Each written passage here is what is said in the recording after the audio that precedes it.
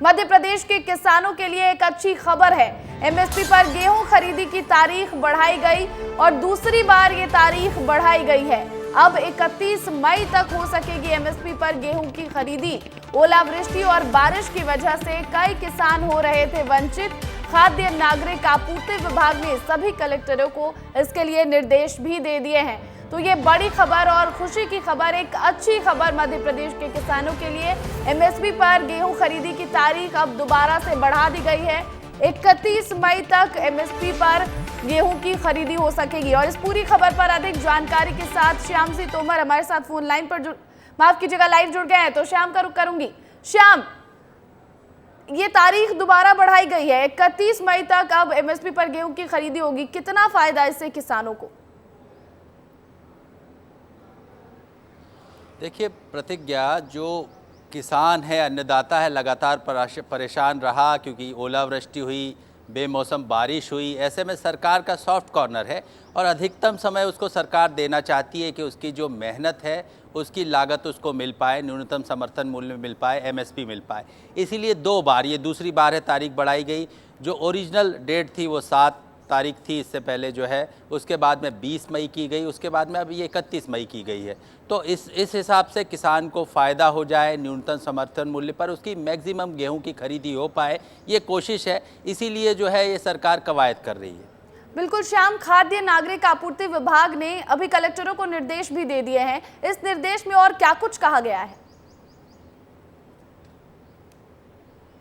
देखिए 2-3 चीज़ें हैं जो स्पष्ट की गई हैं कलेक्टरों को। एक तो ये कि किसान जो है उनका, क्योंकि गर्मी का मौसम है, तो किसानों को खरीदी केंद्र पर वो सारी सुविधाएं दी जाएं जो ज़रूरी हैं, क्योंकि लंबी लंबी लाइनें लगती हैं, उनको प्रतीक्षा करनी होती है। तो पेयजल की जो है शुद्ध पेयजल मिले, छाँव मिले, शेड मिले। अगर आपातकाल में कोई बीमार पड़ता है किसान तो उसको वो सुविधाएं दी जाएं। इसके साथ साथ में ये कहा गया है कि सिस्टम पुख्ता होना चाहिए, किसान को किसी भी तरह से जो है इंतज़ार करना पड़े लेकिन जो है परेशानी ना हो, बिचौलिए उसको परेशान ना करें, ये ताकीद की गई है। साथ ही सुरक्षा व्यवस्था है और इसके अलावा अन्य जो सुविधाएँ वो भी खरीदी केंद्रों पर व्यवस्था की गई है। बिल्कुल, तो ये खबर और किसानों के लिए बहुत अच्छी खबर है। बहुत बहुत शुक्रिया श्याम तमाम जानकारी के लिए। अब बात कर लेते हैं अगली खबर की। और बीजेपी नेता अक्षय कांति बम की मुश्किलें जो हैं वो अब बढ़ गई हैं। पुलिस कभी भी गिरफ्तार कर सकती है और कोर्ट में पेश कर सकती है अक्षय कांति बम को। अग्रिम जमानत पर फरियादी यूनुस पटेल ने हाई कोर्ट में आपत्ति दर्ज की है उन्होंने, और कोर्ट ने 7 दिन का समय दिया है। मामले में अगली सुनवाई 24 मई को होगी। तो ये बड़ी खबर इस वक्त की। बता दें आपको, मध्य प्रदेश की एक अच्छी खबर हम बता रहे थे, और वहीं अब दूसरी खबर जो आपको बता रहे हैं वो अक्षय कांति बम, जो अभी बीजेपी नेता, कांग्रेस के प्रत्याशी रहे अक्षय कांति बम, इंदौर से बीजेपी में शामिल हुए और उनकी मुश्किलें जो हैं वो बढ़ गई हैं। पुलिस कभी भी उन्हें गिरफ्तार करके कोर्ट में पेश कर सकती है। धारा 307 उन पर लगाए गए थे, हत्या के आरोप का ये मामला, और इस पूरे मामले में अब अक्षय कांति बम की मुश्किलें बढ़ती जा रही हैं। हाईकोर्ट में लिखित आपत्ति दर्ज कराने के लिए हाईकोर्ट ने 7 दिन का समय दिया है। मामले में अगली सुनवाई 24 मई को होनी है। तो इंदौर से ये खबर आपको बता दें। अक्षय कांति बम के बारे में पहले आपको बता दें, अक्षय कांति बम कांग्रेस से प्रत्याशी थे इंदौर के, लेकिन उन्होंने आखिरी दिन अपना नामांकन वापस लिया, बीजेपी में शामिल हो गए। लेकिन उनकी मुश्किलें बढ़ती हुई, एक पुराना केस, पुराना मामला, और उस मामले में नई धारा जोड़ी गई, धारा 307, और इस धारा के जोड़ने के बाद जो उनकी मुश्किलें हैं वो लगातार बढ़ती जा रही हैं। और इस पूरी खबर पर अधिक जानकारी के साथ पुनीत विजयवर्गीय हमारे साथ फोन लाइन पर जुड़ गए हैं। पुनीत का रुख करूंगी। पुनीत, अक्षय कांति बम की जो है वो मुश्किलें लगातार बढ़ती जा रही हैं, क्या कुछ अपडेट है और क्या गिरफ्तारी भी हो सकती है इसमें उनकी?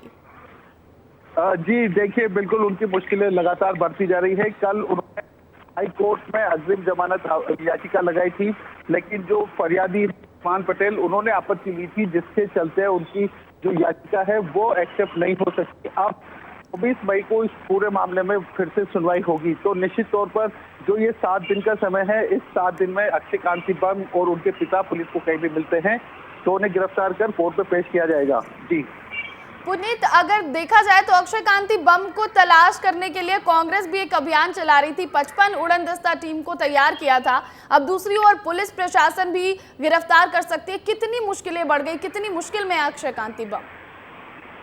जी बिल्कुल, देखिए कई सारे लोग उनके पीछे पड़े हैं, वो कहाँ है उनकी तलाश कर रहे हैं, जिसमें मुख्य तौर पर कांग्रेस के जो 55 लोग हैं जो उड़नदस्ता बनाया है वो खास है। वो लोग दिन रात सिर्फ अक्षय कांति बम को ही तलाश करने का प्रयास कर रहे हैं। हालांकि अक्षय बम इंदौर में नहीं है, इस वजह से अभी तक उनकी कोई लोकेशन नहीं मिल सकी। अन्यथा अब तक जो कांग्रेस के कार्यकर्ता उन्हें तलाश रहे हैं वो उनकी लोकेशन पुलिस को दे चुके होते हैं। जी बिल्कुल पुनीत, और क्या कुछ अपडेट इस खबर पर होगा? जो भी अपडेट होगा आप हमें जरूर बताइएगा, हमारे दर्शकों को जरूर बताइएगा। फिलहाल बहुत बहुत शुक्रिया पुनीत तमाम जानकारी के लिए। तो मध्य प्रदेश से जुड़ी दो बड़ी खबरें हमने आपको बताई, लेकिन अब बात कर लेते हैं छत्तीसगढ़ की बड़ी खबर की। छत्तीसगढ़ कोयला घोटाला मामले में आरोपी सुनील अग्रवाल को सुप्रीम कोर्ट से जमानत मिल गई है। ईडी ने 11 अक्टूबर 2022 को गिरफ्तार किया था। 500 करोड़ से ज्यादा के घोटाले में गिरफ्तार किया गया था, लेकिन सुप्रीम कोर्ट से अब जमानत मिल गई सुनील अग्रवाल को। ईडी ने 11 अक्टूबर 2022 को गिरफ्तार किया था। 500 करोड़ रुपए से जुड़ा ये पूरा मामला, और इस पूरे मामले में गिरफ्तारी हुई थी सुनील अग्रवाल की, लेकिन सुनील अग्रवाल को सुप्रीम कोर्ट से जमानत भी मिल गई है। तो कोयला घोटाले से जुड़ी ये बड़ी खबर छत्तीसगढ़ से आपको बता दें, आरोपी सुनील अग्रवाल को सुप्रीम कोर्ट से एक बड़ी राहत मिली है, जमानत मिल गई है। तो वहीं छत्तीसगढ़ से ही एक और बड़ी खबर आ रही है, जहां पर सरकारी कर्मचारियों से जुड़ी एक खबर है, और बिना सूचना के 1 महीने तक गायब रहने पर होगी कड़ी कार्रवाई सरकारी कर्मचारियों पर। सरकारी कर्मचारियों को किया जाएगा बर्खास्त, निलंबन नहीं, सीधे नौकरी से किया जाएगा बर्खास्त। सामान्य प्रशासन विभाग ने आदेश भी जारी कर दिए हैं, और एक्शन से पहले कर्मचारियों को दिया जाएगा नोटिस।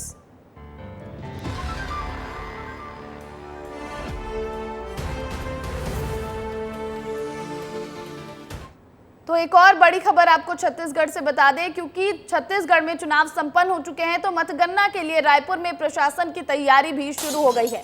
रायपुर जिले के हर विधानसभा हॉल में लगेंगे 14 टेबल। मतगणना में 60 कर्मचारियों की लगेगी ड्यूटी। कर्मचारियों को ड्यूटी के लिए दिया जा रहा प्रशिक्षण। प्रशासन ने सुरक्षा के पुख्ता इंतजाम किए हैं। 1000 जवानों की निगरानी में ये मतगणना होगी। 4 जून को सुबह 8 बजे डाक मतपत्रों की होगी गिनती। सुबह 8:30 बजे ईवीएम से वोटों की गिनती शुरू हो जाएगी। तो ये बड़ी खबर आपको बता दें, छत्तीसगढ़ में तीसरे चरण के बाद मतदान संपन्न हुए, और अब रायपुर में प्रशासन तैयारी में जुटी है कि किस तरह से मतगणना होगा, और मतगणना के लिए प्रशिक्षण भी शुरू कर दिया गया है। हर विधानसभा हॉल में 14 टेबल लगेंगे और 4 जून को मतगणना होनी है। अब अगली खबर आपको बताते हैं मध्य प्रदेश के सीएम मोहन यादव की। आज जो सीएम डॉक्टर मोहन यादव महाराष्ट्र में रहेंगे। सीएम मुंबई में अलग अलग कार्यक्रमों में हिस्सा लेंगे। सीएम डॉक्टर मोहन यादव मुंबई दक्षिण मध्य लोकसभा के शिवाजी पार्क में होने वाली शोभा यात्रा में शामिल होंगे। सीएम डॉक्टर मोहन यादव मुंबई दक्षिण लोकसभा के लालबाग मेघवाड़ी में जनसभा को संबोधित करेंगे। सीएम मुंबई के बीजेपी दफ्तर में प्रेस कॉन्फ्रेंस में भी शिरकत करेंगे, और साथ ही साथ पुणे में जो राष्ट्रीय कार्यकारिणी की बैठक है, हो सकता है सीएम वहां पर भी जाए, क्योंकि बीजेपी के जो तमाम दिग्गज है वो वहां भी पहुंचेंगे। तो सीएम मोहन यादव महाराष्ट्र मिशन पर हैं, और किस तरह से जो बाकी बची सीटें हैं वहां पर महाराष्ट्र में 13 सीटें, 20 मई को मतदान, और कैसे उन जगहों को साधा जाए, कैसे बीजेपी पुरजोर कोशिश कर रही है कि उसे अपने पक्ष में किया जाए। आपको बताएं 2019 में 41 सीटें वहां पर एनडीए के पास थी। अजित पवार गुट और एकनाथ शिंदे गुट भी बीजेपी के पास है, और दूसरी ओर बीजेपी के जो दिग्गज हैं वो लगातार वहां पर चुनाव प्रचार करते हुए नजर आ रहे हैं, डेरा डाले नजर आते हैं। और आपको बता दें कि प्रधानमंत्री नरेंद्र मोदी भी वहां गए थे, उन्होंने भी रैली की, सभाएं की। अब सीएम डॉक्टर मोहन यादव, और पूरे देश में मोहन यादव की डिमांड है, क्योंकि वो जहां भी जाते हैं वो लगातार बीजेपी के पक्ष में अच्छा माहौल बना देते हैं, और ऐसे में वो हर राज्य में जाकर चुनाव प्रचार कर रहे हैं, और अब आज वो महाराष्ट्र में रहने वाले हैं।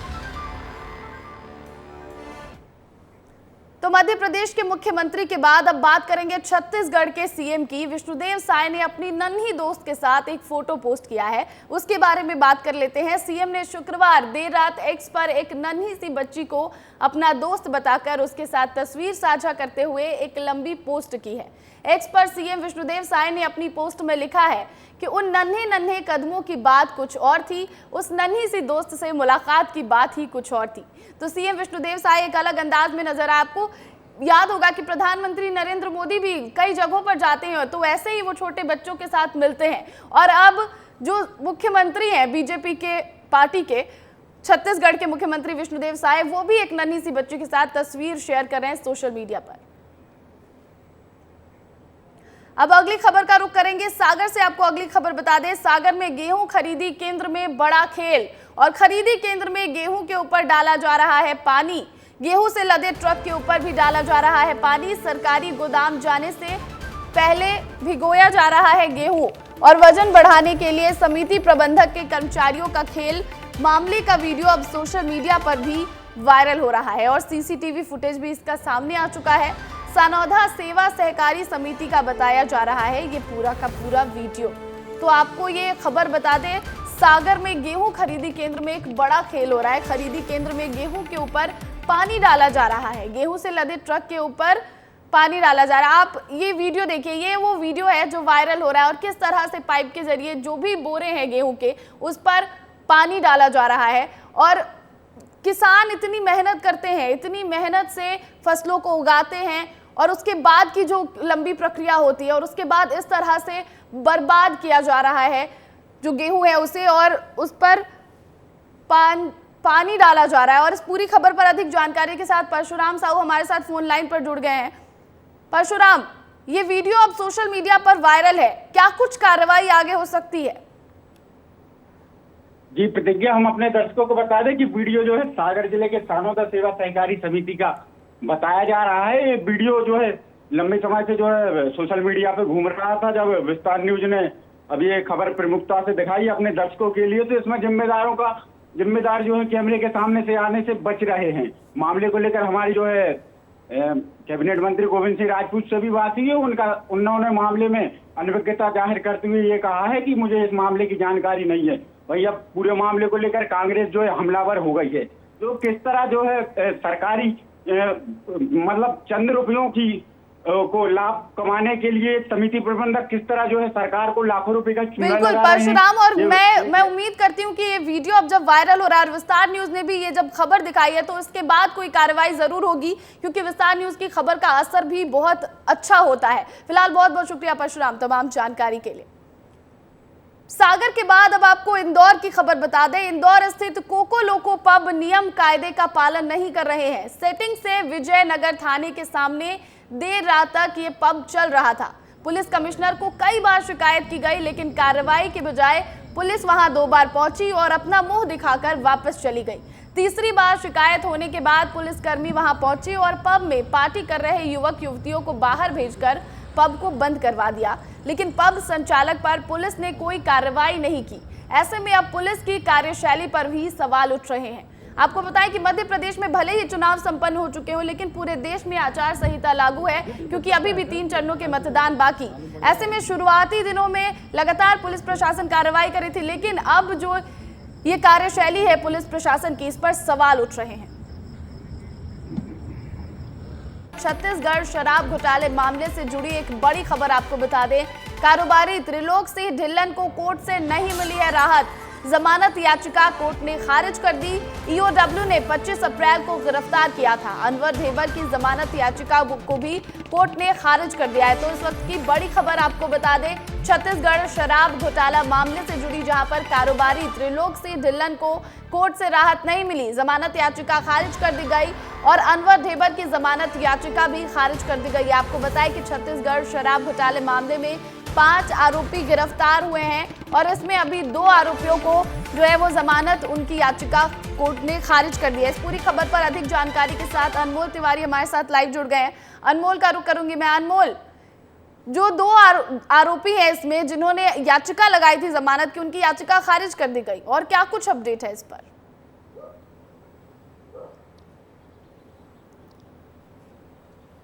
बिल्कुल प्रतिज्ञा, देखिए कल ही कोर्ट में सुनवाई हुई है। त्रिलोक सिंह ढिल्लन ने जमानत याचिका लगाई थी जिसको कोर्ट ने खारिज कर दिया है। इससे पहले हमें याद होगा कि परसों जो एजाज ढेबर के भाई हैं, अनवर ढेबर, रायपुर महापौर के भाई, उन्होंने भी इस मामले में याचिका लगाई थी जमानत को लेकर, उसे भी कोर्ट ने खारिज कर दिया था। इस तरीके से जो आरोपी बनाए गए हैं शराब घोटाले मामले में, वो लगातार याचिका लगा रहे हैं जमानत को लेकर, लेकिन उन्हें कोर्ट से राहत मिलते हुए दिखाई नहीं दे रहा है, क्योंकि कोर्ट लगातार उन्हें जो है रिमांड पर दिया हुआ है। ये जो तमाम आरोपी है, चाहे हम त्रिलोक सिंह ढिल्लन की बात कर ले, चाहे हम अनवर ढेबर की बात कर ले, इसके अलावा भी जो शराब घोटाले मामले में आरोपी बनाए गए हैं, इनसे ईडी जो है 5 दिन की पूछताछ करेगी। वो भी कोर्ट ने जेल में ही पूछताछ करने के आदेश दे दिए हैं। 27 मई से जो है ये पूछताछ शुरू होगी। तो देखिए शराब घोटाले मामले में जो भी लोग जुड़े हुए हैं, लगातार ईडी इन लोगों से पूछताछ कर रही है, दस्तावेज खंगाले जा रहे हैं, जो भी इलेक्ट्रॉनिक गैजेट्स इनके पास से पाए गए हैं उनमें से जो भी तमाम जानकारी है वो निकाली जा रही है, ताकि इससे और भी जुड़े लोगों तक ईडी की जो पहुंच है वो पहुंचे। जी बिल्कुल अनमोल, और क्या कुछ आगे कार्रवाई होगी इस पर भी नजर बनाकर रखिएगा। फिलहाल बहुत बहुत शुक्रिया अनमोल तमाम जानकारी के लिए। अगली खबर रीवा से है। रीवा में बढ़ते अपराध के चलते पुलिस सक्रिय हो गई है। पुलिस दिन भर मुस्तैद रहने के साथ ही रात भर भी पहरा देती है। इसके बावजूद भी बदमाश अपराध करके फरार हो जाते हैं। लेकिन अब शहर में अपराध रोकने और अपराधियों की पकड़ने के लिए सिटी एसपी के नेतृत्व में शहर भर के थाना प्रभारी और स्टाफ के साथ हांका अभियान निकाला गया और चिन्हित स्थानों पर पहुंचकर कार्रवाई की गई। पुलिस को देख बदमाश इधर उधर भाग निकले, वहीं जो लोग पुलिस के हत्थे चढ़े उनसे पूछताछ कर उचित कार्रवाई की गई। तो पुलिस अब मुस्तैद है बिल्कुल सख्त रीवा में, और बढ़ते अपराधों पर कैसे नियंत्रण किया जाए इसको लेकर पुलिस ने हांका अभियान निकाला। और दिन के साथ साथ रात में भी पुलिस मुस्तैद, और जो भी आरोपी है, जो भी वहां पर चोर उचक्के नजर आए वो सब भागते नजर आए, कुछ पकड़े गए, उन पर कार्रवाई भी होगी। अब खबर आपको रायपुर से बता दें, जहां कलेक्टर डॉक्टर गौरव सिंह ने अचानक तक्षशिला लाइब्रेरी पहुंच गए और प्रतियोगी परीक्षा की तैयारी करने वाले छात्रों की उन्होंने क्लास ली। कलेक्टर का यह अंदाज सभी को खूब पसंद आया। उन्होंने छात्रों को प्रतियोगी परीक्षा की तैयारी करने के टिप्स भी दिए। कलेक्टर ने लाइब्रेरी में पढ़ाई कर रहे युवाओं से लाइब्रेरी से जुड़ी सुविधाओं और व्यवस्थाओं पर भी चर्चा की। साथ ही छात्रों से कहा कि विषयों को रटे नहीं बल्कि कॉन्सेप्ट क्लियर करते हुए पढ़ाई करें। रायपुर में प्रतियोगी परीक्षा की तैयारी करने वाले छात्रों के लिए आधुनिक लाइब्रेरी तक्षशिला का निर्माण किया गया है और यहाँ काफी संख्या में छात्र पहुंचकर पढ़ाई किया करते हैं। संविधान में जो कुछ लिखा, हाँ यही सवाल होता कि तेलंगाना का निर्माण संविधान के किस भाग से हुआ, तब अनुसूची 1 उत्तर में नहीं आती, तब आता भाग 1 अनुच्छेद 2 या 3 जो भी। समझ गए? ये सवाल मैंने तुम्हें इसलिए बताया कि तुम अनुसूची के बारे में क्लियर रहो कि अनुसूची एग्जैक्टली है क्या, संविधान है क्या। मान लो कल को कोई भाषा जुड़ जाती है, मान लो कोई भाषा को राज्य उसमें जोड़ लेते हैं जो भाषाओं की सूची है। अगली खबर आपको सीहोर से बता दें, सीहोर के सलकनपुर में सीढ़ी मार्ग पर बनी दुकानों में शुक्रवार देर रात भीषण आग लग गई। मध्य प्रदेश के संस्कृति, पर्यटन, धार्मिक न्यास एवं धर्मस्व मंत्री धर्मेंद्र सिंह लोधी ने एक्स पर पोस्ट कर इस हादसे पर दुख जताया है। मंत्री धर्मेंद्र लोधी ने एक्स पर लिखा है कि आग पर काबू पा लिया गया, मां से सभी के सकुशल होने की प्रार्थना है। तो ये आसपास के दुकानों में फैल गई थी आग, और आग इतनी भीषण थी कि दूर से नजर आ रही थी, लेकिन आग पर काबू पा लिया गया। तो मध्य प्रदेश में मौसम का मिजाज हर दिन बदल रहा है। एक तरफ ग्वालियर, चंबल और निमाड़ का बेल्ट है, जहां पर पारा 42 डिग्री से लेकर 44 डिग्री सेल्सियस तक उछाल पर है, लू चल रही है। तो वहीं करीब 16 जिले ऐसे हैं जहां या तो गरज चमक के साथ आंधी चलेगी या फिर बारिश भी हो सकती है। मौसम विज्ञान केंद्र भोपाल के वैज्ञानिक प्रमेंद्र कुमार का कहना है कि ये सिलसिला अभी बना रहेगा।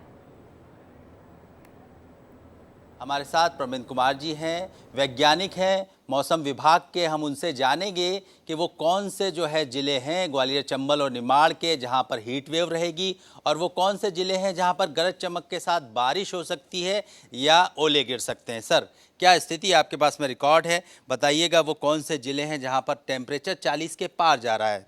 अभी जो है कि ग्वालियर गुना जो है, ग्वालियर सबसे ज़्यादा 44.9 डिग्री कल प्राप्त हुआ है। ऐसे ही गुना, रतलाम 43.6 है, उज्जैन 42.5, खजुराहो 42.6 है, नौगांव 43.6 है।